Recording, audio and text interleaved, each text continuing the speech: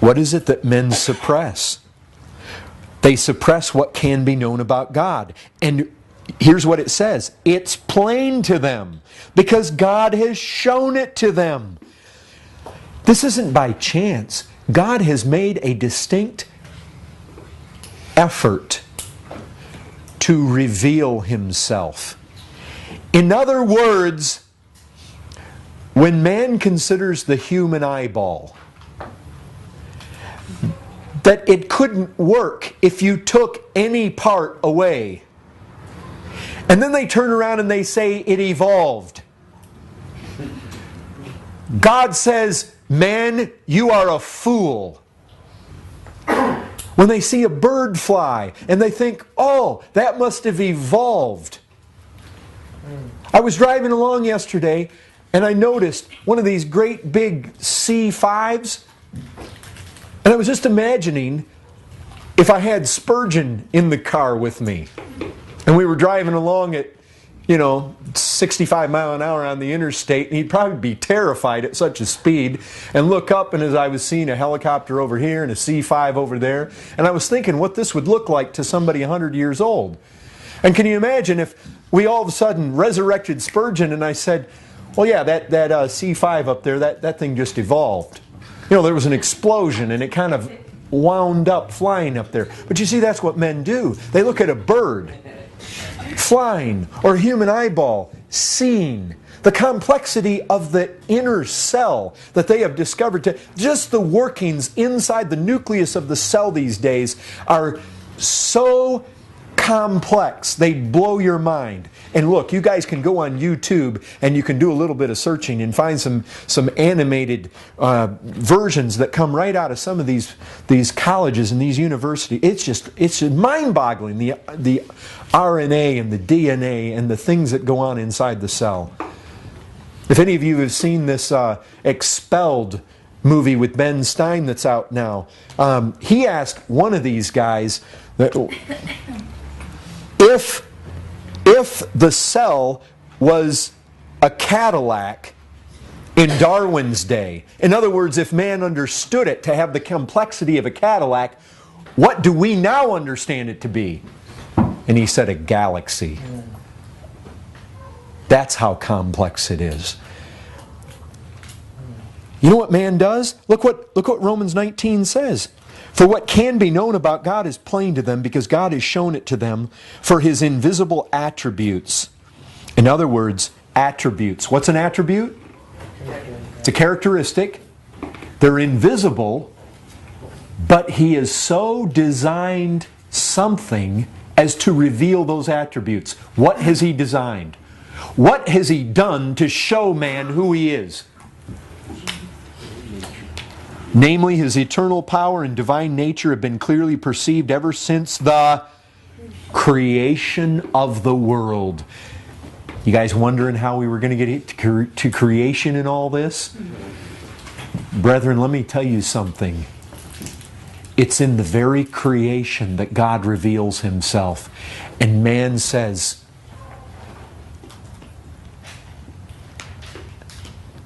can you believe it? The men and the women that are in the medical fields, that are in the universities, they have IQs that run circles around me. But what does he say here? Claiming to be wise,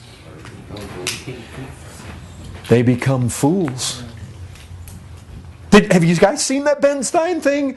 Here are these, these guys are so intellectual and and then Stein asked them, how did it all begin?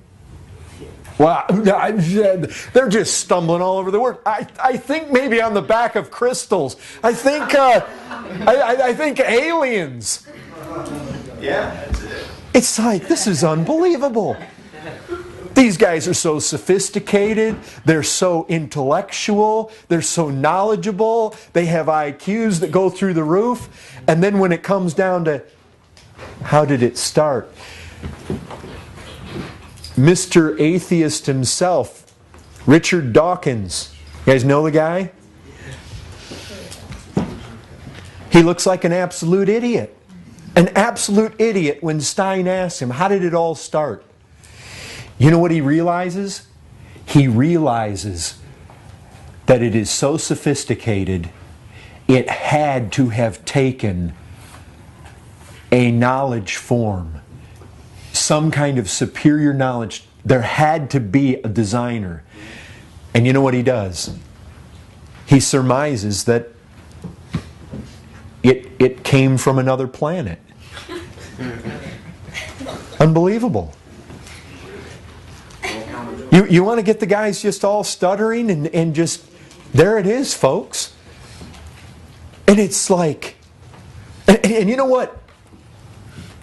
He said to him, what if you get to the end and you find out there is a God? You know what he said?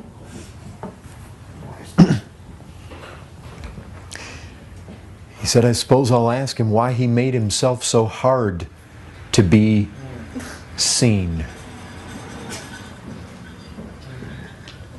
That's it. In other words, I looked, and I couldn't see you. And God says, Mr. Dawkins, the proof of him is everywhere. Your problem is you've suppressed the truth. Because when believing in a Creator is far more reasonable than their foolish solutions, they will not believe that there could possibly be a God. Why? Because they hate Him. They hate God with a passion. And that's what Romans 8:7 says. At enmity with God. They suppress. And here's what it says. Ever since the creation of the world and the things that have been made, so they are without excuse. You know what? God's going to look at Dawkins and say, you are without excuse. You, of all people, looked at creation and knew there must be a designer, and you came up with some silly idea about aliens. For although they knew God, they did not honor Him as God or give thanks to Him, but they became futile in their thinking, and their foolish hearts were darkened. Claiming to be wise, they became fools. Here it is. And exchanged the glory. I'll tell you this. When it says that men, all of us, have sinned and come short of the glory of God, it means right there. In everything that's been made, His divine attributes, they're perceivable. But man suppresses it. No, don't show me. I don't want to see it. He suppresses it. And he exchanges the glory. That is man's crime. You say, what's the worst sin we can think of? You know what humanistic, man-centered American men and women are going to tell us? If you were to go up and down this street right now and take a survey, tell us what you think is the greatest crime. Murder. You know why they say murder? Because their whole life is centered around themselves. In their estimation, they are big and God is small. And so in their estimation, man is big and God is small. And so in their estimation, the greatest crime is the crime against man. But what Paul says is, hold on a second. When I want to define sin, I don't even talk about crimes against man. When I talk about sin and the fact that all men have sinned, he says, I want you to see the heart of the matter is the glory of God. Men have exchanged the glory. You want to talk about creation? I'll tell you what, The Bible is replete. I cannot even tell you, I haven't counted them, the number of times that our Bibles tell us that God is the one who made the heavens and the earth. Over and over and over and over again, the Bible comes back to us with that reality.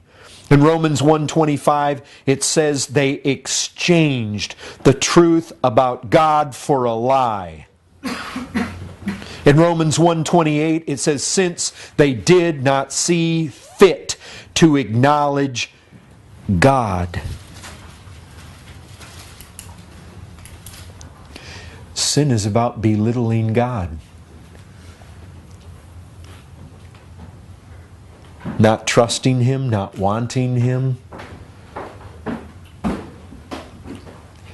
Not having Him at the center of our lives.